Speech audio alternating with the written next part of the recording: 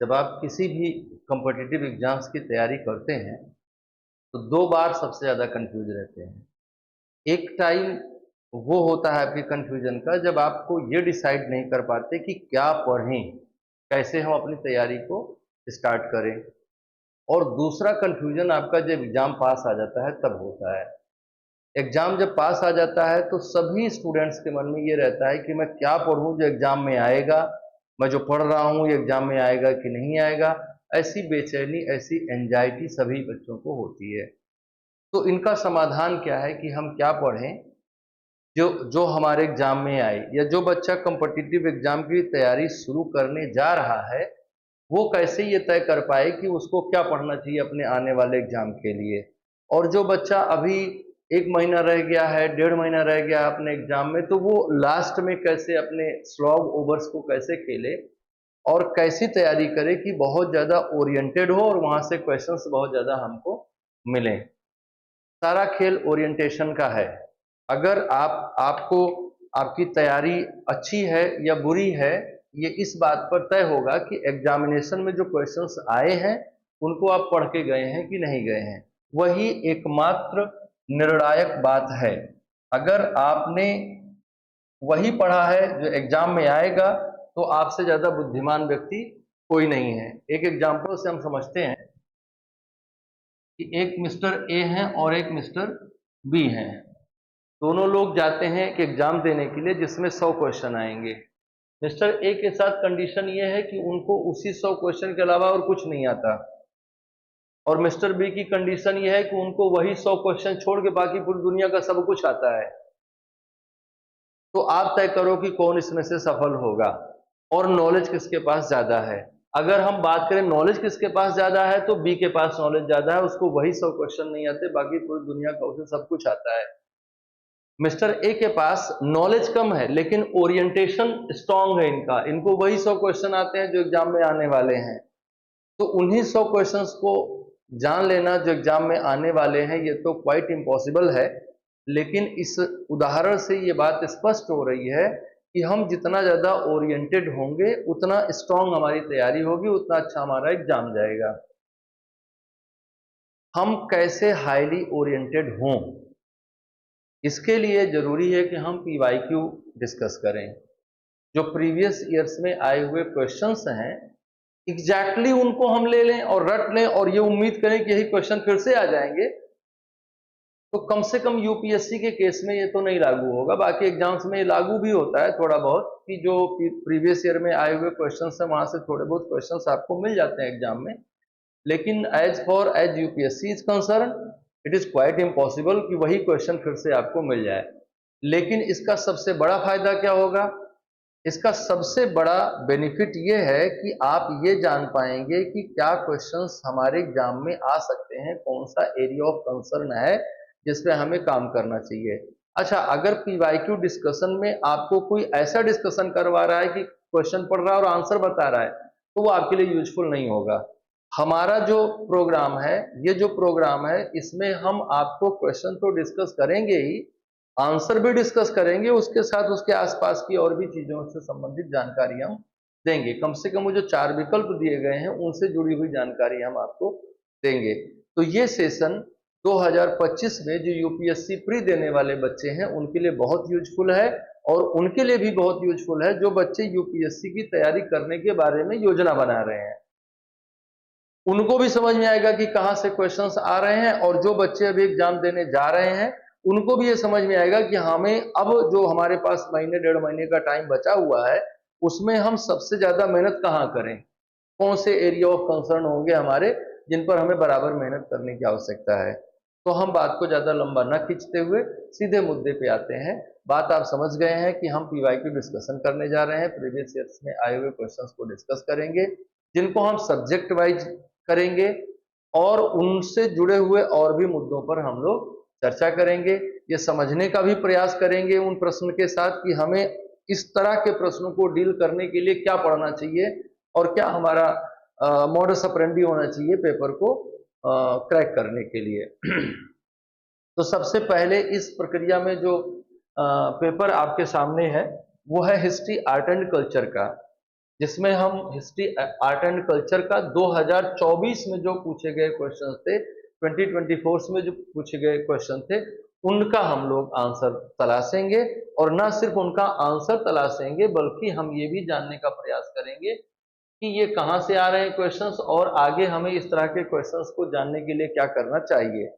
तो सबसे पहले हम सबसे पहले क्वेश्चन पर चलते हैं, और सबसे पहले क्वेश्चन पर जब हम जाते हैं तो हम देखते हैं कि यूपीएससी 2024 में जो हिस्ट्री से पहला क्वेश्चन बन रहा था वो कहाँ से आया, वो आया बुद्धिज्म, वो आया बेसिकली रिलीजियस रिवॉल्यूशन से। और रिलीजियस रिवॉल्यूशन में जो धार्मिक क्रांति है,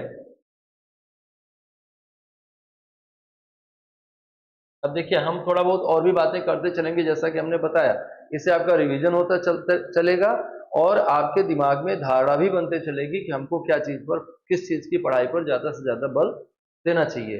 तो इंडियन हिस्ट्री में 6th सेंचुरी बीसी ये बहुत रिवॉल्यूशनरी सेंचुरी है इंडिया के कंटेक्स्ट में, एंशिएंट इंडियन हिस्ट्री के कंटेक्स्ट में 6th सेंचुरी बीसी बहुत रिवॉल्यूशनरी एरा है, जहां पर भारत ने बहुत सारे तरह की क्रांतियों को महसूस किया। हम और बाकी तरह की क्रांतियों पर भी ये थोड़ी बहुत बात कर लें तो ज्यादा अच्छा रहेगा। जैसे इस समय इंडिया ने एक इकोनॉमिक रिवॉल्यूशन फील किया और सरप्लस प्रोडक्शन की स्थिति बढ़ी। और आप जानते हैं कि जब सरप्लस प्रोडक्शन बढ़ता है तो वो बहुत सारे और जो नॉन इकोनॉमिक एक्टिविटीज हैं या और जो इकोनॉमिक एक्टिविटीज हैं उनको भी बढ़ाता है। सबसे प्राइमरी इकोनॉमिक एक्टिविटी एग्रीकल्चर था, और एग्रीकल्चर में सरप्लस की सिचुएशन बढ़ने से न केवल ट्रेड कॉमर्स बढ़ेगा, अर्बनाइजेशन बढ़ेगा, बड़े बड़े साम्राज्यों का निर्माण होगा, बल्कि उनके साथ ही साथ धार्मिक क्षेत्र में भी क्रांति होगी। और धार्मिक क्षेत्र में एक नए तरह का धर्म इंट्रोड्यूस होगा, जिनमें हम, हालांकि बहुत सारे इस तरह के नए धर्म हैं, इनको श्रमणिक धर्म कहते हैं हम। श्रमणिक धर्म इस व्यवस्था पर आधारित थे कि वो घर छोड़कर बाहर जाते थे और वहां त्याग तपस्या वाला जीवन जीते थे और जीवन को आध्यात्मिक मार्ग पर ले जाने का प्रयत्न करते थे। अब अगर हम बात करें कि श्रमणिक धर्मों का विकास कैसे हुआ, तो आप देखेंगे कि अगर एग्रीकल्चरल सरप्लस नहीं होता तो कहाँ जाते भीख मांगने वाले लोग। अगर कृषि क्रांति नहीं होती तो भारत में बड़े साम्राज्यों के विकास की संभावना कम हो जाती, और साथ ही साथ जैन और बौद्ध जैसे धर्मों के विकास की संभावना भी कम होती। जो बौद्ध धर्म लगातार इस बात की वकालत करता रहा कि वेदों में जो दान करने की बात कही गई है, वेदों में जो बलि प्रथा की बात कही गई है वो गलत है, वही बौद्ध धर्म बड़े बड़े दान स्वीकार करके बड़े बड़े मठ बनवाता था और लाखों हजारों की संख्या में बौद्ध भिक्षु वहां पर रहकर खाना पीना खाते पीते थे। तो पॉइंट ये है कि अगर एग्रीकल्चरल रिवॉल्यूशन नहीं होगा तो और किसी भी तरह का क्रांति नहीं होगी। आर्थिक क्रांति ही सभी क्रांतियों का मूल है। तो 6ठी शताब्दी ईसा पूर्व पर ध्यान रखना है। हालांकि ये क्वेश्चन, जो जिस क्वेश्चन को हम आगे डिस्कस करने जा रहे हैं, ये तो बुद्धिज्म से है, लेकिन हमारा कहना यह है कि 6th सेंचुरी बीसी बहुत इंपॉर्टेंट एरा है और इसमें और भी जो चीजें हैं उन पर आपको ध्यान रखना चाहिए और जो भी गतिविधियां हुई उन पर ध्यान रखना चाहिए। तो ये रिलीजियस रिवॉल्यूशन जैनिज्म बुद्धिज्म के स्पेसिफिक कंटेक्स्ट में आपको पढ़ाई कर लेनी चाहिए अभी आपके एग्जाम से पहले, क्योंकि ये बहुत इंपॉर्टेंट एरा है और यूपीएससी का फेवरेट भी है। यहाँ से क्वेश्चंस यूपीएससी लगातार बनाता है। तो हम चलते हैं यूपीएससी के क्वेश्चन पेपर में। जो सबसे पहला क्वेश्चन हिस्ट्री का हमको मिला वो ये है, जो हम आपके सामने लेकर आए हैं। With reference to the ancient India, Gautam Buddha was generally known by the which of the following epithets? कह रहा है क्वेश्चन कि प्राचीन भारत के संदर्भ में गौतम बुद्ध को आमतौर पर निम्नलिखित में से किन विशेषणों से जाना जाता था। आपके पास ऑप्शन है नयपुत्र, शाक्यमुनि, तथागत। कौन कौन से ऑप्शन है? नयपुत्र, शाक्यमुनि और तथागत। अगर आपने बुद्धिज्म के बारे में पढ़ा होगा या 6th सेंचुरी बीसी के बारे में पढ़ा होगा तो आप जानते होंगे कि नयपुत्र, पुत्र शब्द या नयपुत्र शब्द बेसिकली पाली भाषा का है। इसका मतलब होता है नए पुत्र। नए नाम के वंश से संबंधित थे महावीर स्वामी, इसलिए उनको नए पुत्र कहा जाता है। महावीर स्वामी को नया पुत्र कहा जाता है और उसी आधार पर इनको नया पुत्र पाली भाषा में कहा जाता है। तथागत और शाक्य मुनि, ये दोनों शब्द प्रयोग किए जाते हैं भगवान बुद्ध के लिए। शाक्य मुनि उन्हें इसलिए कहा जाता है क्योंकि वो शाक्य कुल से संबंधित थे, और तथागत इसलिए कहा जाता है क्योंकि इनलाइटेंड हुए। तथागत का मतलब होता है ऐसे आना, तो वो इस तरह से आए या इस मार्ग का अनुसरण किया उन्होंने जिससे व्यक्ति का जीवन मुक्त हो सकता है, या मुक्त जीवन जिया उन्होंने, उनको ज्ञान प्राप्त हुआ जो इस प्रकार चला कि बुद्धत्व को प्राप्त हुआ, इसलिए उन्हें क्या कहा गया? तथागत कहा गया। और जो भी तथागत शब्द केवल बुद्ध के लिए नहीं, बाद में और भी संदर्भों में प्रयोग किया जाता है तथागत शब्द, है ना। जो पहले की तुलना में, जैसे मान लीजिए कि पहले कोई व्यक्ति हुए थे, उन्होंने कुछ मार्ग अपनाया था और उसी मार्ग पर कोई और चल जाता है, उन्हीं की तरह कोई और व्यवहार करने लगता है, तो उसके नाम क्या कहते, तथागत लगा लिया जाता है। हालांकि ये शब्द सबसे पहली बार भगवान बुद्ध के लिए प्रयोग किया गया। तो उस रेफरेंस को ध्यान में रखेंगे तो आंसर बनेगा आपका बी। आगे की स्लाइड में थोड़े बहुत डिस्क्रिप्शन के बारे में दिए गए हैं। Correct answer is 2 and 3। Naiputta term is related to Mahavir Swami, जैसा कि इसमें बताया गया है कि नैपुत्त जो है, this term is not an epithet of Mahatma Buddha, it is associated with Mahavira the founder of Jainism, who is referred to as Nayaputta son of Naya clan. नया वंश के से इनका जन्म हुआ था, इसलिए इन्हें ऐसा कहा गया। शाक्य मुनि, this is an epithets of Gautam Buddha, ये भगवान बुद्ध की एक उपाधि है या एक उपनाम है, भगवान बुद्ध का एक उपनाम है जिसका मीनिंग होता है सेज ऑफ द शाक्याज, शाक्यों के मुनि। He was born in Shakya clan, Shakya कुल में उनका जन्म हुआ था, इसलिए उन्हें इस तरह के नाम से जाना जाता है। Tathagata, this is another epithet of Mahatma Buddha, ये भी महात्मा बुद्ध का ही एक दूसरा उपनाम है, जिसका मतलब होता है वन हु दस कम, जो इस प्रकार से आया, इस प्रकार से चला।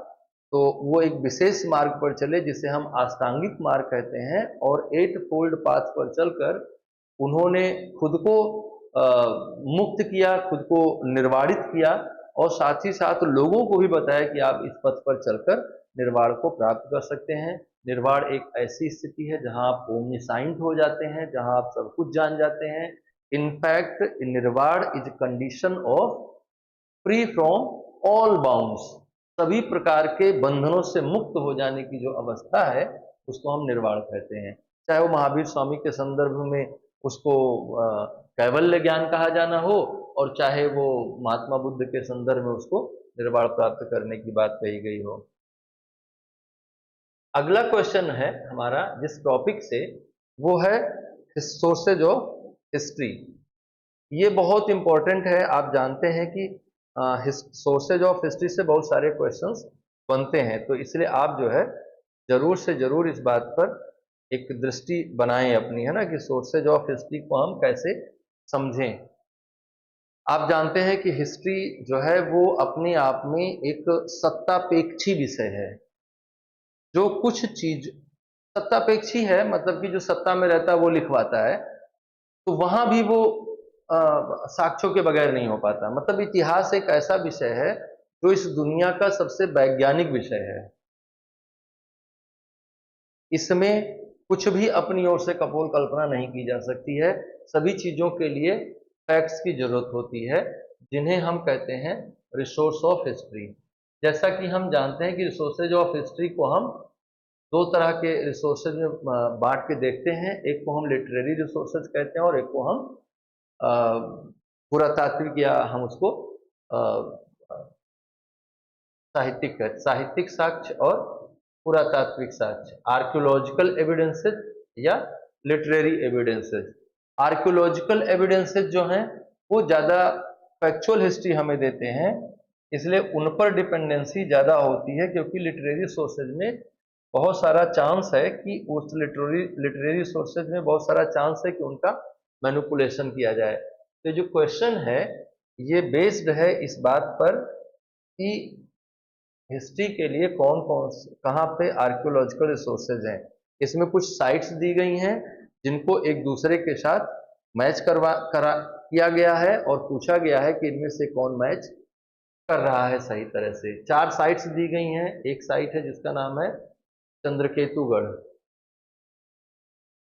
चंद्रकेतुगढ़ स्टेट बताया जा रहा है उड़ीसा, और कहा जा रहा है कि ये ट्रेडिंग पोर्ट टाउन था।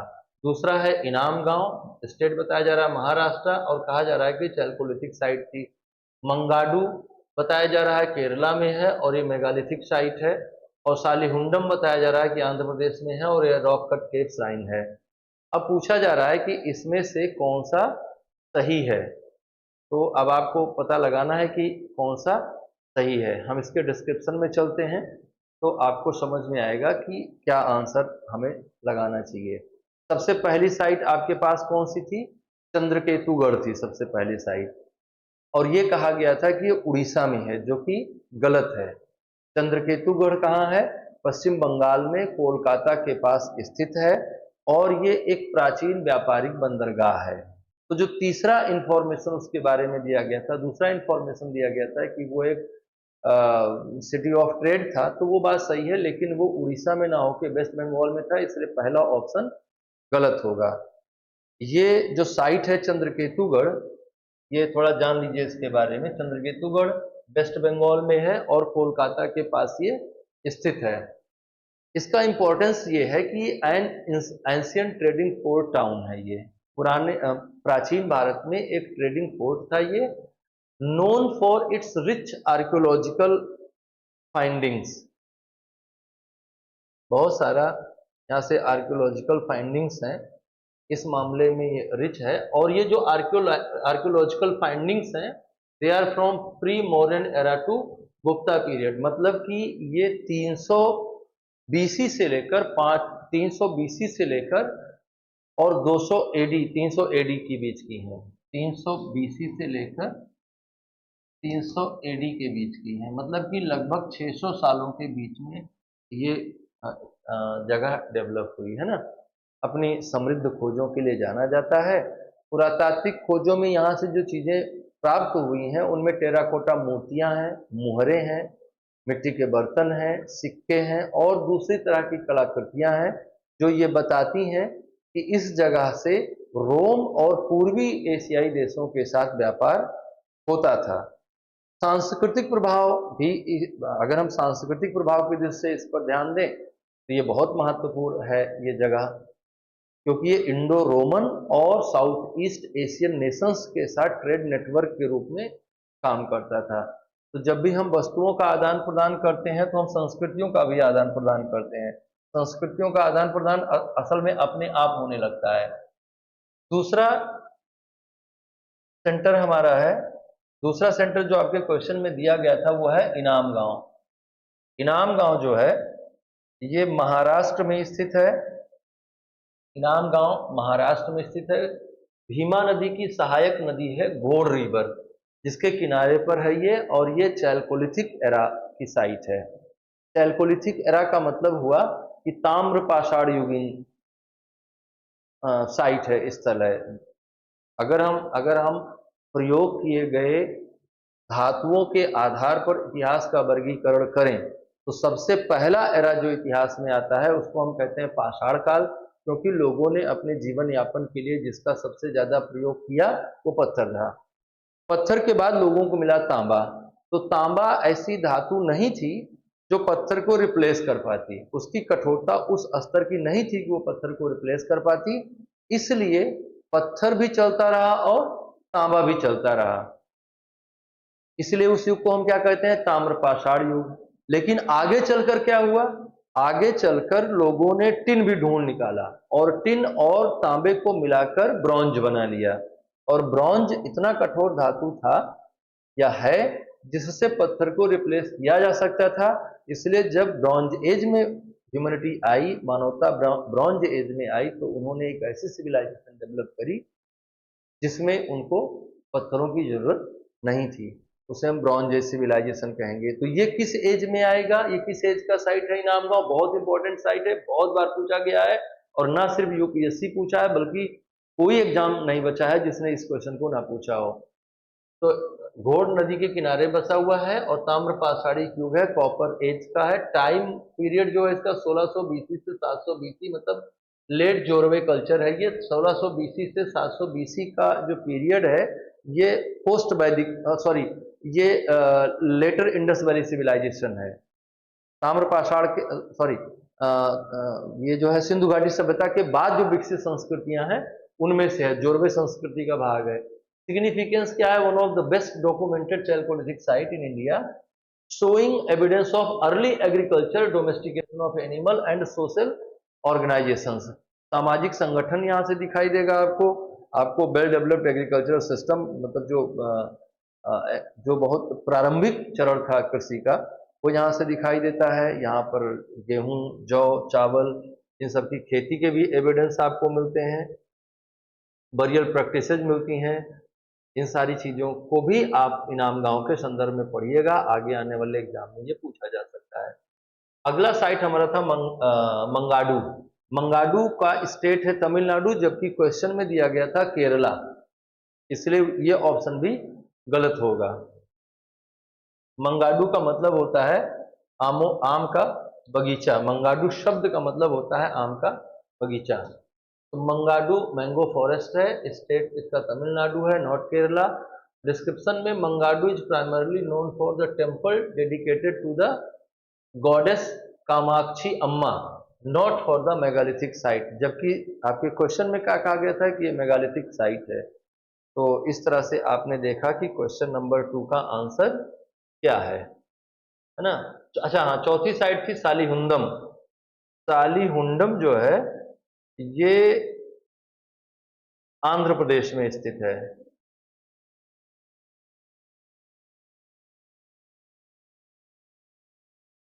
सालीहुंडम जो है आंध्र प्रदेश में स्थित है और श्रीकाकुलम डिस्ट्रिक्ट है, वहां पे है, वंशधारा नदी के किनारे है। इंपॉर्टेंट बुद्धिस्ट साइट है, बहुत सारे स्तूप हैं, रॉक कट केव श्राइन्स है, यही पूछा गया था, इसलिए आंसर सही है। और बहुत सारे relics from early Buddhist practices हैं। First discovered by Gidugu Venkata Ramamurthy in 1919, 1919 में इसे वेंकट राममूर्ति के द्वारा ढूंढा गया, खोजा गया। यहाँ पर 4 स्तूप हैं, कैसेट्स हैं, आर्किटेक्चरल साइंस हैं, और ये सारी चीजें यहाँ से जो बुद्ध भगवान, बुद्ध बौद्ध धर्म में मरीचि देवता हैं और तारा देवी हैं, उनकी भी यहाँ से एविडेंस मिलते हैं, जो कि बाद में मतलब लेटर पीरियड्स में भगवान बुद्ध के धर्म से या बौद्ध धर्म से जुड़े हुए कुछ ऐसी प्रैक्टिसेस भी बौद्ध धर्म में आई जिनके अगेंस्ट था बुद्धिज्म, जैसे काला जादू और इस तरह की चीजें। तो उनमें तारा देवी की उपासना ज्यादा होने लगी, उसको हम वज्रयान बुद्धिज्म कहते हैं। तो बुद्धिज्म का वज्रयान शाखा से जुड़ी हुई जानकारी यहाँ से मिलती है। अगला जो हमारा तीसरा क्वेश्चन है ये वैदिक कल्चर से रिलेटेड है, वैदिक पीरियड से रिलेटेड है। इनफैक्ट ये वैदिक लिटरेचर से रिलेटेड है, लेकिन वैदिक कल्चर में ये वैदिक कल्चर का पार्ट है वैदिक लिटरेचर। तो आपको यहाँ भी जानकारी इकट्ठी करके रखनी है ना। वैदिक कल्चर मतलब कि 1500 बीसी से 600 बीसी के बीच का पीरियड, और इसे हम 2 पार्ट में बांटते हैं। एक को हम कहते हैं प्री वैदिक पीरियड या प्री वैदिक कल्चर, जिसे हम 1500 से 1500 से 1000 बीसी के बीच में रखते हैं। और दूसरा है लेटर वैदिक पीरियड, जिसे हम 1000 बीसी से 600 बीसी के बीच में रखते हैं। और ये पीरियड जो है इसमें ऋग्वेद के अलावा जितने भी वैदिक ग्रंथ लिखे गए जिनको हम वैदिक लिटरेचर कहते हैं। अच्छा, वैदिक लिटरेचर किनको कहते हैं? तो वैदिक लिटरेचर में 4 चीजें आती हैं। वेद, जिनकी संख्या है 4, इन्हीं वेदों को आधार बनाकर इन्हीं वेदों की सरल व्याख्या करने का प्रयास किया गया, गद्य में लिखकर व्याख्या करने का प्रयास किया गया, इन्हें ब्राह्मण ग्रंथ कहा गया। उन्हीं से जुड़े हुए ज्ञान का और विस्तार करते हुए जो लोग जंगलों में जाके वानप्रस्थ आश्रम में जो लोग जंगलों में जाकर रहते थे, वो अपने अनुभवों और अपने अध्ययन के आधार पर वैदिक जानकारी को सिंप्लीफाई करने के लिए और उनमें छुपे हुए जो फिलॉसफी है उसको ज़्यादा अच्छे से रिप्रेजेंट करने के लिए जिन ग्रंथों को लिखा उनको आरण्यक कहा गया। और उसी क्रम में कुछ और ग्रंथ लिखे गए जिन्हें उपनिषद कहा गया। और उपनिषदों को ही वेदांत कहा जाता है, क्योंकि इसके बाद वैदिक साहित्य की रचना बंद हो गई, या यूं कह लो कि इसके बाद जो साहित्य रचा गया उनको वैदिक साहित्य नहीं माना जाता। हालांकि जानकारी का अल्टीमेट सोर्स वेद ही रहे, लेकिन उनको वैदिक साहित्य में शामिल नहीं किया जाता। तो इन्हीं से जुड़ा हुआ आपका क्वेश्चन है वैदिक साहित्य से, जिनमें जो क्वेश्चन है आपका वो बेस्ड है उपनिषदों पर। तो आइए जानते हैं इसको, थोड़ा सा समझने का प्रयास करते हैं। कंसीडर द फॉलोइंग स्टेटमेंट्स, निम्नलिखित कथनों पर विचार करें। देयर आर नो पैरेबल्स इन उपनिषद, उपनिषदों में कोई भी दृष्टांत दिए नहीं गए हैं, कोई दृष्टांत नहीं दिए गए हैं, ऐसा ये कह रहा है। दूसरा स्टेटमेंट कह रहा है कि Upanishad were composed earlier than the Puranas, उपनिषदों की रचना पुराणों से पहले की गई थी। ये दो स्टेटमेंट हैं। तो पहला स्टेटमेंट तो गलत है। पहला स्टेटमेंट इसलिए गलत है क्योंकि उपनिषद बहुत सारे दृष्टांतों से भरे हुए हैं, जैसे श्वेत केतु का संवाद, जैसे जो है यम और नचिकेता का संवाद, जैसे गार्गी और याज्ञवल्क्य का संवाद। तो इस तरह के बहुत सारे दृष्टांत उसमें दिए गए हैं। तो ये कहना कि उसमें कोई भी दृष्टांत नहीं है, बात सही नहीं है, इसलिए स्टेटमेंट 1 गलत है। और दूसरा कह रहा है कि Upanishads were composed earlier than the Puranas, ये बात बिल्कुल सही है कि उपनिषदों की रचना पुराणों से पहले हुई, मैंने बताया आपको। और पुराणों की रचना बहुत बाद में हुई, और पुराणों को बहुत धार्मिक ग्रंथ के रूप में मान्यता दी भी नहीं गई है। तो अगर हम इस आंसर के डिस्क्रिप्शन में चलें तो कुछ इंफॉर्मेशन आपको इस तरह की मिल सकती है कि there is no parables in Upanishads, this statement is incorrect. The Upanishads do include parables. Parables क्या है? शॉर्ट एलॉजिकल स्टोरीज हैं, दृष्टांत मूलक कहानियां हैं। मतलब कोई बात समझाने के लिए पैरेबल्स का यूज किया गया है, दृष्टांतों का प्रयोग किया गया है, ऐसा स्टोरीज इसमें यूज की गई हैं। और इनका उद्देश्य क्या रहा है? इन कहानियों का उद्देश्य क्या रहा है? इन कहानियों का उद्देश्य रहा है लोगों को फिलोसॉफिकल ट्रुथ समझाना, लोगों को ये बताना कि जीवन, मृत्यु, जगत, ईश्वर, आत्मा, परमात्मा, इनके बीच आपस के संबंध, ये सब कैसे हैं और ये सृष्टि का संचालन कैसे हो रहा है, इन सारे मुद्दों पर तरह तरह के पैरेबल्स बना के आपको बताए गए, जिनमें कुछ एग्जाम्पल भी है। नचिकेता और यम का संवाद है कठोपनिषद में, जिसमें यम और नचिकेता का संवाद है कठोपनिषद में, जिसमें नचिकेता जो है बहुत कम उम्र में चले जाते हैं यम से मिलने के लिए, और यम के दरवाजे पर बहुत लंबे समय तक वो वहां बैठे रहते हैं। अंततः बहुत सारी कहानियां इसमें और भी अदली बदली होती हैं, लेकिन अंततः यम को नचिकेता की बात सुननी पड़ती है, और नचिकेता जो प्रश्न करते हैं उसका जवाब यम जिस तरह से देते हैं, उसी का प्रश्नोत्तर संवाद कहाँ लिखा गया है? कठोपनिषद में लिखा गया है। तो वास्तव में इसका उद्देश्य क्या है कठोपनिषद को लिखने का? इसका उद्देश्य यह है कि मृत्यु के बाद जीवन का क्या होता है। लेकिन इस बात को बताने के लिए कहानी क्या रची गई है कि नचिकेता नाम के एक बालक थे, वो चले गए यमपुरी, और वहां पर यम से उन्होंने कई तरह के प्रश्न किए, और उन्हीं प्रश्नों के जवाब के क्रम में यम ने बताया कि मृत्यु के बाद जीवन का क्या होता है। तो बेसिक उद्देश्य क्या था? बेसिक उद्देश्य ये था कि हम उस फिलोसॉफिकल ट्रुथ को जान पाए कि मृत्यु के बाद जीवन का क्या होता है। उद्देश्य यम और नचिकेता को हाईलाइट करना नहीं था, लेकिन यम और नचिकेता के संवाद से बात आपको समझ में आ जाए, इसलिए ऐसे पैरेबल्स बनाए गए। औपनिषदिक ग्रंथों में बहुत सारे पैरेबल्स हैं। साल्ट इन वाटर छांदोग्योपनिषद में मिलता है। तो these are the parables are used simplify profound spiritual concept, है ना, बहुत सारे तरह के जो स्पिरिचुअल कॉन्सेप्ट्स हैं उनको आपको आसानी से समझा दिया जाए, आत्मा परमात्मा संबंधी बातें आपको आसानी से समझा दी जाए, इसके लिए इन पैरेबल्स का यूज किया गया। अगली बात जो है उपनिषदाज, दूसरा जो स्टेटमेंट था उसका भी हमें थोड़ी व्याख्या कर लेनी चाहिए और समझ लेना चाहिए।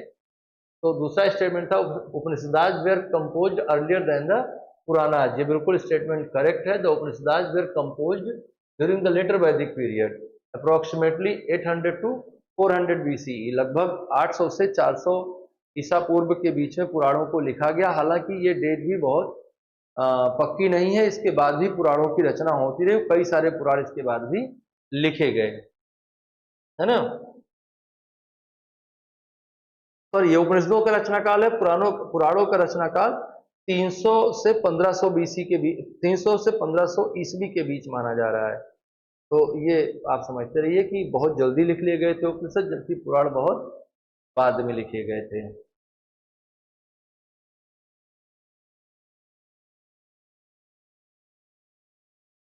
अगला जो क्वेश्चन है वो administrative policies under the east India company, revenue system policies, different government generals. ये अगर इतने टॉपिक को आप पढ़ेंगे तो इस तरह के क्वेश्चंस मिलेंगे जो आगे हम करने जा रहे हैं।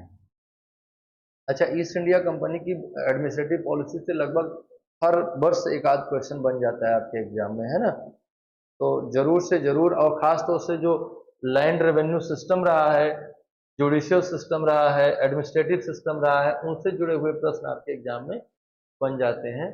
आप जरूर से जरूर उन टॉपिक्स को कवर करें अभी फिलहाल के लिए। देखिए अगला क्वेश्चन है, with reference to the revenue collection by Cornwallis consider the following statements, है ना। कॉर्नवालिस द्वारा राजस्व संग्रह के संदर्भ में निम्नलिखित कथनों पर विचार करें। पहला कथन क्या कह रहा है, पहला स्टेटमेंट क्या कह रहा है, under the ryotwari settlement of revenue collection. Revenue collection के लिए 3 तरह के सेटलमेंट बनाए गए थे इंग्लिश गवर्नमेंट के द्वारा। जब अंग्रेजों ने इस्लामिक शासकों से सत्ता अपने हाथ में ली तो उनके लिए सबसे बड़ा चैलेंज था लैंड रेवेन्यू सिस्टम को स्टेबल करना। और जो लोग जहां जहां के गवर्नर थे वहां पर उन्होंने अपनी अपनी सोच के हिसाब से अलग अलग तरह के मॉडल को शुरू किया। कॉर्नवालिस ने जो मॉडल स्टार्ट किया उसको हम क्या कहते हैं, उसको हम परमानेंट सेटलमेंट या जमींदारी व्यवस्था कहते हैं। जो मॉडल थॉमस मुनरो द्वारा अपनाया गया उसको हम क्या कहते हैं, रैयतवाड़ी कहते हैं। और इसी तरह का एक और सिस्टम अपनाया गया पंजाब के कुछ हिस्सों में जिसे हम महालवाड़ी कहते हैं, चार्ल्स ग्रांट के द्वारा। तो बात यह है कि रैयतवाड़ी सिस्टम से संबंधित एक स्टेटमेंट है और दूसरा है परमानेंट सेटलमेंट से संबंधित। रैयतवाड़ी सेटलमेंट से संबंधित क्वेश्चन क्या बताया गया है कि the peasants were exempted from revenue payment in case of bad harvest और द नेचुरल कैलामिटीज। ऐसा नहीं था।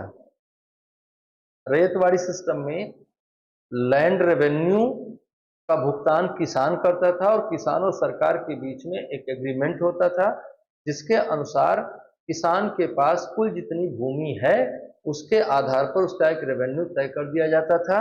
इसमें कोई परिवर्तन नहीं किया जाता था। ये शोषण वाली व्यवस्था थी। दूसरा स्टेटमेंट कह रहा है कि under the permanent settlement of Bengal if zamindar fail to pay his revenue to the state on or before the fix date he would be removed from his zamindari. ये स्टेटमेंट बिल्कुल सही है। इसके लिए सनसेट लॉ लाया गया था, सूर्यास्त कानून लाया गया था।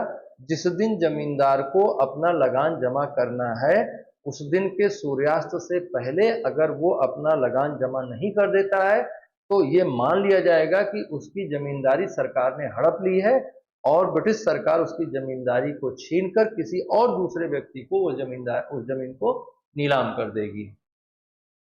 तो इस व्यवस्था का नाम था सनसेट लॉ, इसलिए स्टेटमेंट 2 इज करेक्ट। तो नीचे पूछ रहा है कि which of the statement given above is और करेक्ट। तो ओनली स्टेटमेंट 2 इज करेक्ट, केवल स्टेटमेंट 2 सही है। आगे इसकी इसका एक्सप्लेनेशन दिया है, आप जरूर इसको एक बार पढ़ लीजिएगा, एक बार देख लीजिएगा, वही जो हमने समझाया वही इसमें लिखा हुआ है। अगला क्वेश्चन है advent of the European companies. ये भी बहुत इंपॉर्टेंट एरिया है, हर साल एक क्वेश्चन रहता ही रहता है कि भारत में यूरोपीय कंपनियां कैसे आईं या फिर उन्होंने कैसे अपना साम्राज्य निर्मित किया। मतलब कि जो इंडिया इन 18th सेंचुरी एक टॉपिक बनता है मॉडर्न हिस्ट्री में, इंडिया इन 18th सेंचुरी वो बहुत इंपॉर्टेंट टॉपिक है। इंडिया इन 18th सेंचुरी में दो तीन घटनाक्रम हो रहे हैं। एक तो मुगलों के बहुत बड़े साम्राज्य का पतन हो रहा है, तो उसे हम डिक्लाइन ऑफ मुगल्स कहते हैं। वहीं पर बाहर से कुछ यूरोपियन कंपनीज भारत में आई हैं और and they are trying to establish their power in different regions of India. कोई बंगाल में प्रयास कर रहा है, तो कोई हैदराबाद में इसी प्रयास को कर रहा है, तो कोई कहीं और इसी प्रयास को कर रहा है। और अल्टीमेट गोल क्या है इन सबका कि हम ज्यादा से ज्यादा ट्रेड बेनिफिट लें इंडिया से, व्यापार में हमको ज्यादा से ज्यादा लाभ हो और भारतीय ताकतों के साथ हमारे संबंध इस तरह से निर्मित हो जिससे दूसरी जो यूरोपियन कंपनीज हैं उनको कम, हमको ज्यादा फायदा मिले। तो इस बात से संबंधित प्रश्नों को अपने को ध्यान में रखना है। और फिर इनके अलावा मुगल साम्राज्य के पतन के कारण से जो रीजनल पावर्स खड़ी हो रही हैं, कहीं पर सिख मजबूत हो रहे हैं, कहीं पर मराठे मजबूत हो रहे हैं, कहीं पर राजपूत मजबूत हो रहे हैं, तो कहीं पर ऐसे लोग भी मजबूत हो रहे हैं जिनको जो कभी मुगलों के अधीन शासित होते थे, मुगलों के द्वारा प्रांतपति नियुक्त किए गए थे और उन्होंने बाद में अपना इंडिपेंडेंस घोषित कर दिया। तो वो कौन लोग हैं और उनका अंग्रेजों के साथ कैसे संबंध निर्मित हो रहा है, क्या युद्ध हो रहे हैं, क्या संधियां हो रही हैं, ये सेक्शन भी बहुत इंपॉर्टेंट है आपके लिए। इसको जरूर से जरूर आप पढ़ के जाइए पेपर देने से पहले। वहीं से जुड़ा हुआ एक क्वेश्चन हम आपके लिए लेके आए हैं जो कि 2024 के पीटी जो कि 2024 के पीटी एग्जाम में पूछा गया है। आइए प्रश्न देखते हैं। प्रश्न है, who of the following rulers of medieval India gave permission to the Portuguese to build a fort at Bhatkal. Bhatkal में किसने कहा कि आप जो है किला बना सकते हैं, ये किसने दिया अधिकार यूरोपियंस को? यहां से जुड़ा हुआ एक क्वेश्चन है। आपके सामने चार ऑप्शन है। कृष्णदेव राय ने दिया। कृष्णदेव राय बहुत इंपॉर्टेंट रूलर हैं आपके एग्जाम की दृष्टि से, इनको जरूर से जरूर पढ़ के जाइए। 1509 से 1529 के बीच में इन्होंने शासन किया। 1509 से 1529 के मध्य में इन्होंने विजयनगर साम्राज्य में शासन किया। और बहुत सारी बातें हैं जो अभी आगे इन पर भी एक क्वेश्चन है आपके लिए। दूसरा ऑप्शन है नरसिम्हा सालू। तीसरा ऑप्शन है मोहम्मद शाह थर्ड, ये गुजरात का शासक था, ये भी विजयनगर के ही शासक थे। और चौथा है यूसुफ आदिल शाह, ये आदिल शाही डायनेस्टी के संस्थापक थे। इन्होंने ही सबसे पहले भटकल में अंग्रेजों को, सॉरी पुर्तगालियों को परमिशन दिया था कि वो अपना ट्रेड सेंटर या फोर्ट डेवलप कर सकें। इसके पीछे इनका उद्देश्य था घोड़ों का व्यापार, क्योंकि वो घोड़ों के व्यापार पर नियंत्रण रखते थे। तो correct answer is Yusuf Adil Shah. Yusuf Adil Shah the founder of Adil shahi dynasty.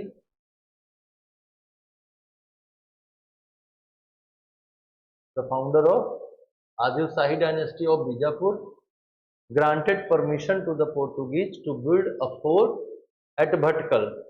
तो इन्होंने दिया। This permission was part of the diplomatic, जो इनकी रणनीति थी, खासतौर से जो रीजनल पावर्स के साथ बैलेंस करने की इनकी समस्या थी, वो एक समस्या थी। और दूसरा इनका ट्रेड रिलेशन, जिससे ज़्यादा से ज़्यादा इकोनॉमिक बेनिफिट ले सकें।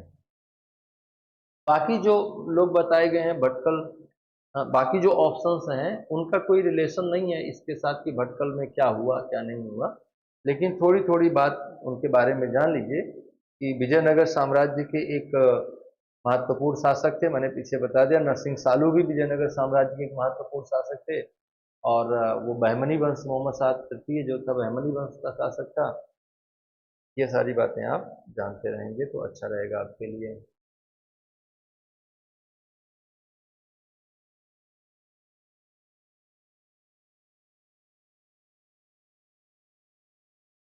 नेशनल मूवमेंट बहुत इंपॉर्टेंट है।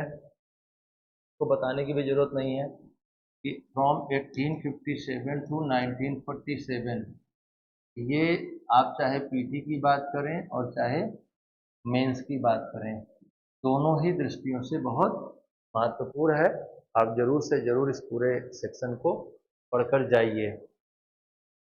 जो हमारा जो प्रश्न 2024 में पूछा गया है, वो जिसको हम यहाँ आपके लिए लेके आए हैं, वो है संविधान सभा से, कॉन्स्टिट्यूएंट असेंबली से। क्वेश्चन देख लीजिए, आप समझ लीजिए, और आंसर आपको पता है इसका, ये मालूम है। हु वॉज द, आपको इसका आंसर मालूम है। Who was the provisional president of constituent assembly before the Rajendra Prasad took over. ये प्रश्न भी इंडिया का कोई परीक्षा नहीं बचा है, भारत की कोई परीक्षा नहीं बची जहां से ये, जहां पर ये प्रश्न ना पूछा गया हो कि पहला कौन था, फिर राजेंद्र प्रसाद के पद ग्रहण करने से पहले कौन था, कार्यवाहक कौन था। तमाम तरह से तमाम शब्दावलियों का प्रयोग करके ये प्रश्न अलग अलग परीक्षाओं में सैकड़ों बार पूछा गया है। तो इसको तो आप ध्यान रखेंगे ही। ऐसे समझो ना, यूपीएससी कुछ प्रश्न इसलिए भी पूछ लेता है कि जो लोग पहली बार पेपर देने गए हैं वो बेचारे निराश ना हो, जिनकी तैयारी अच्छी नहीं है वो निराश ना हो। तो ऐसे ये प्रश्न उन्हीं लोगों के लिए पूछा गया है कि उनको ऐसा ना लगे कि यार मेरी तो कोई तैयारी है ही नहीं, उनको भी लगे अच्छा 10-20 क्वेश्चन तो हम भी करके आ गए, 5-10 क्वेश्चन हम भी करके आ गए, है ना। तो बाकी आप समझदार हैं, मैं कहना क्या चाह रहा हूँ कि आप समझ रहे हैं। मैं कहना ये चाह रहा हूँ कि जैसे बहुत सारे लोग ये बात कहते सुने जाते हैं कि मैंने तो बिना किसी तैयारी के 30 क्वेश्चन सही कर लिया, मैंने बिना किसी तैयारी के 40 क्वेश्चन सही कर लिया। ठीक है, उतना सब लोग सही कर लेता है। असली लड़ाई 45 क्वेश्चन सही होने के बाद शुरू होती है। 45 क्वेश्चन सही होने के बाद आप फाइट में आए हैं। अब एक एक क्वेश्चन आपका सिलेक्शन और रिजेक्शन तय करेगा कि आप अंदर हैं या बाहर हैं, या यूं कह लो कि आप 2-3 नंबर इधर भी उधर भी आप आ जाओ। मतलब 40 क्वेश्चन सही होने के बाद असली युद्ध शुरू होता है यूपीएससी पीटी क्लियर करने के लिए, क्योंकि उससे कम जो क्वेश्चंस हैं वो लगभग सबके सही हो जाते हैं। तो टारगेट यही रखिए कि 50 क्वेश्चन हमें सही करके आने हैं, 50 प्लस का टारगेट रखिए, तो आप 50 कर पाइएगा, है ना। तो ये उनका डिस्क्रिप्शन लिखा है डॉक्टर सज्जनन सिन्हा का, इसमें कुछ हमें बताने के लिए है नहीं, सब आप जानते ही हैं ना। तो जो और ऑप्शन में लोग बताए गए हैं उनका भी डिस्क्रिप्शन यहाँ लिखा गया है। ये भी क्वेश्चन नंबर 7 भी जो है वो नेशनल मूवमेंट से ही जुड़ा हुआ है। तो जरा उसको देखते हैं कि क्या क्वेश्चन बन रहा है ये। With reference to the government of India act 1935 consider the following statement. चाहे वो मेंस का एग्जाम हो चाहे वो पीटी का एग्जाम हो, गवर्नमेंट ऑफ इंडिया एक्ट 1935 से बहुत बार क्वेश्चन आए हैं। और जो कॉन्स्टिट्यूशनल डेवलपमेंट का टॉपिक है, ये बहुत बहुत बहुत इंपॉर्टेंट टॉपिक है। कॉन्स्टिट्यूशनल डेवलपमेंट से कोई ऐसा साल खाली नहीं जाता जब प्रश्न ना आते हों, इसलिए आप जरूर से जरूर इसको स्टडी करें और इसको पढ़ के जाएं, इसको तैयार करके जाएं। तो क्वेश्चन क्या है अपना, with reference to the government of India act 1935 consider the following statements. Consider the following statement, देखिए भाई क्या कंसीडरेशन करना है। It provided for the establishment of an all India federation based on the British Indian provinces and princely states. ये बात तो सही है ना। दूसरा कह रहा है कि defence and foreign affairs were kept under the control of federal legislature. दोनों स्टेटमेंट आपको सही दिख रहे होंगे, लेकिन इसमें बहुत थोड़ा सा सही नहीं है, बहुत थोड़ी सी मतलब गलती करके स्टेटमेंट 2 को गलत कर दिया गया है। स्टेटमेंट 1 क्या कह रहा है, it provided for the establishment of an all India federation. बिल्कुल सही बात है, ऑल इंडिया फेडरेशन की बात करने के लिए कही गई थी, और यह भी कहा गया था कि इस ऑल इंडिया फेडरेशन में कौन कौन लोग शामिल होंगे, British Indian provinces and princely states.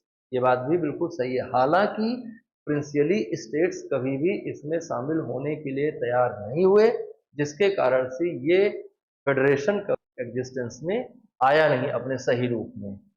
लेकिन दूसरी बात ये कह रहा है कि defence and foreign affairs were kept under the control of federal legislature. ये बात बिल्कुल गलत है। फेडरल लेजिस्लेचर में नहीं रखा गया था, बल्कि डायरकी लागू की गई थी, और डायरकी में ये सिस्टम बनाया गया था कि एडमिनिस्ट्रेटिव सब्जेक्ट्स वे are divided into two specific categories. They are consider as reserved subjects and transferred subjects. Subjects under the reserved list will govern by the British government, and subjects under the transferred list will governed by the, will administered by the representatives, people's representatives, लोगों द्वारा जो चुने गए लोग हैं, जिनको आप कह रहे हैं ना कि सेंट्रल लेजिस्लेचर के मेंबर ऑफ सेंट्रल लेजिस्लेचर जो होंगे, वो ट्रांसफर्ड सब्जेक्ट पर या इसको कहा जाता है हस्तांतरित विषय। तो हस्तांतरित विषयों पर शासन कौन करेगा? हस्तांतरित विषयों पर शासन करेंगे जनता के प्रतिनिधि। और आरक्षित विषयों पर शासन कौन करेगा? तो आरक्षित विषयों पर शासन करेगा ब्रिटिश सरकार, है ना। तो ये बात जो है गलत है, स्टेटमेंट 2 गलत है इसलिए। अब आगे चलते हैं। आगे की स्लाइड्स में इनकी व्याख्या समझाई गई है आपको, जो हमने आपको बताया वो इसमें लिखा हुआ है। तो आप चाहेंगे तो आप यहाँ से नोट डाउन कर सकते हैं और अपने नोट्स के लिए काम कर सकते हैं। आगे है, ये लिटरेचर से क्वेश्चन है, जिसमें एक क्वेश्चन पूछा गया है कि which of the following is work attributed to the playwright भास। कौन सा इसमें नाटक ग्रंथ है जिसे भास ने लिखा है? तो वो भास के द्वारा, भास एक महान नाटककार हुए हैं प्राचीन भारत में। उन्होंने एक महत्वपूर्ण नाटक लिखा जिसका नाम था माध्यम व्यायोग। उसी पर यह प्रश्न है, तो आंसर होगा मध्यम व्यायोग। और आगे ये बाकी जो लोग हैं उनके बारे में भी थोड़ी इंफॉर्मेशन दी गई है। Madhyama Vyayoga, this is one of the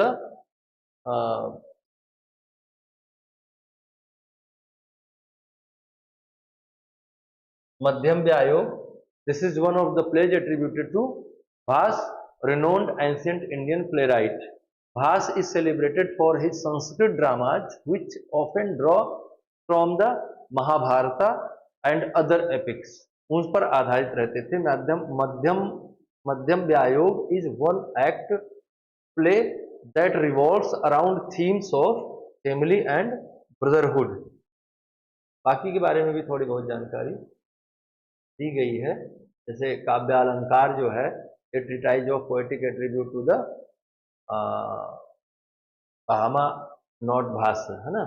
Bhama के द्वारा लिखा गया, भास के द्वारा। न्यायशास्त्र जो है, foundational text of Indian logic and philosophy, उस पर लिखा गया है, attributed to Gautam, the founder of the Nyaya school of thought. और जो महाभाष्य है, ये लिखा गया है पाणिनि के द्वारा, और सब्जेक्ट मैटर है इसका ग्रामर। तो ये ध्यान रखिएगा। क्वेश्चन नंबर 9 पर आते हैं। क्वेश्चन नंबर 9 है, Sanghabhuti, an Indian Buddhist monk who travelled to China at the end of 4th century AD was the author of commentary on.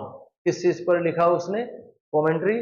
तो उनकी कमेंट्री जो है वो लिखी गई थी सर्वास्ति विनय पर, सर्वास्तिवाद विनय पर। बाकी भी बौद्ध धर्म के ग्रंथ हैं जिनके बारे में आगे आपको यहाँ इंफॉर्मेशन दी गई है, आप इनको जरूर पढ़ लीजिएगा। प्रज्ञा पारमिता सूत्र, विशुद्धिमग्ग और ललित विस्तर, इससे जुड़ी हुई जानकारी आपको दी गई है। अगले 2 क्वेश्चन जो हैं वो इंडियन आर्ट एंड कल्चर पे हैं, और उनमें से यूनेस्को की लिस्टिंग से जुड़े हुए हैं। तो ये तो डेटा चेंज होते रहते हैं, ये करंट अफेयर्स के साथ एसोसिएटेड रहते हैं। फिर भी इनको आप देख के जाइएगा कि कौन कौन से कला रूप हैं, कौन कौन से आर्ट फॉर्म्स हैं जिनको यूनेस्को में शामिल किया गया है या उनको फ्यूचर में शामिल किए जाने की संभावना बढ़ रही है। तो which of the following was latest inclusion in the intangible cultural heritage list of the UNESCO? UNESCO के पास कल्चरल हेरिटेज की 2 तरह की लिस्ट्स हैं। एक है जिनमें कल्चरल हेरिटेज को लिस्ट करता है और एक में है जिनमें इंटेंजिबल लिस्ट को इंक्लूड करता है। इंटेंजिबल मतलब जो छुई नहीं जा सकती हैं, जिनका कुछ अपना और महत्व है। तो उस दृष्टि से ये क्वेश्चन है। तो इसमें 4 ऑप्शन है। छऊ dance,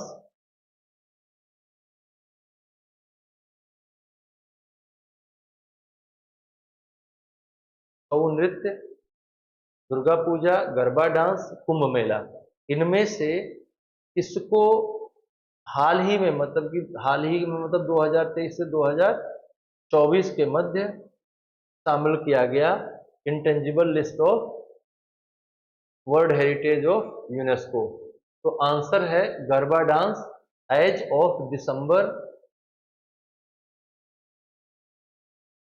2023, Garba, a traditional dance from the Gujarat, India, has been inscribed on UNESCO's representative list of the intangible cultural heritage humanity.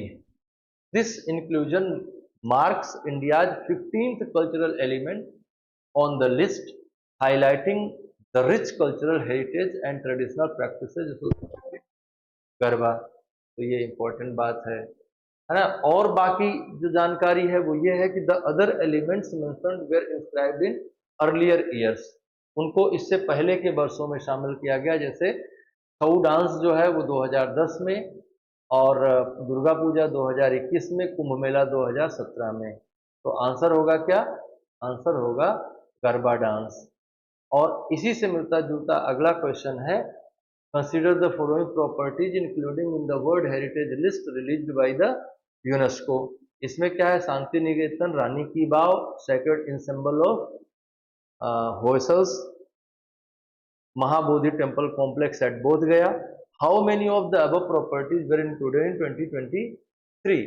तो इधर हमने एक लिस्ट बनाई है, इसको आप देख लें। Shanti Niketan West Bengal 2023, sacred ensembles of Hoysala 2023, Rani ki Vav 2004 और Mahabodhi temple 2000, sorry, Mahabodhi temple complex 2003। तो 2023 में केवल 2 को शामिल किया गया है, इसलिए आंसर होगा ओनली 2। बाकी पहले शामिल किए गए थे। तो ये था 2024 का हिस्ट्री आर्ट एंड कल्चर का पेपर। ये पहला पेपर था जो डिस्कस किया गया। ये पहला PYQ का पहला वीडियो है। इसमें हम और आगे और भी सब्जेक्ट्स लेके आएंगे। इसकी एक प्लेलिस्ट आपको मेंटोरियम IAS के यूट्यूब चैनल पर मिल जाएगी। मेंटोरियम IAS यूट्यूब चैनल को सब्सक्राइब कर लें, लाइक करें, शेयर कर लें और फिर इसको पढ़ते रहें और आगे हम इसके बाद दूसरे वीडियो देते रहें। धन्यवाद।